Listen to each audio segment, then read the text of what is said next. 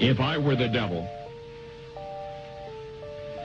if I were the prince of darkness, I'd want to engulf the whole world in darkness, and I'd have a third of its real estate and 4/5 of its population, but I wouldn't be happy until I had seized the ripest apple on the tree, thee.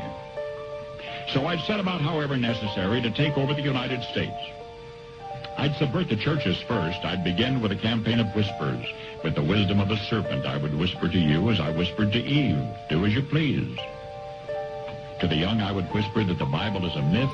I would convince them that man created God instead of the other way around. I would confide that what's bad is good and what's good is square. And the old I would teach to pray after me, Our Father, which art in Washington. And then I'd get organized. I'd educate authors in how to make lurid literature exciting so that anything else would appear dull and uninteresting. I'd threaten TV with dirtier movies and vice versa. I'd peddle narcotics to whom I could. I'd sell alcohol to ladies and gentlemen of distinction. I'd tranquilize the rest with pills. If I were the devil, I'd soon have families at war with themselves, churches at war with themselves, and nations at war with themselves, until each in its turn was consumed. And with promises of higher ratings, I'd have mesmerizing media fanning the flames. If I were the devil, I would encourage schools to refine young intellects, but neglect to discipline emotions. Just let those run wild. Until before you knew it, you'd have to have drug-sniffing dogs and metal detectors at every schoolhouse door. Within a decade, I'd have prisons overflowing. I'd have judges promoting pornography. Soon I could evict God from the courthouse, then from the schoolhouse, and then from the houses of Congress.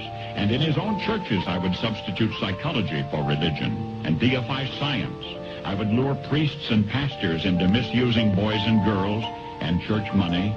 If I were the devil, I'd make the symbol of Easter an egg and the symbol of Christmas a bottle. If I were the devil, I'd take from those who have and give to those who wanted until I had killed the incentive of the ambitious.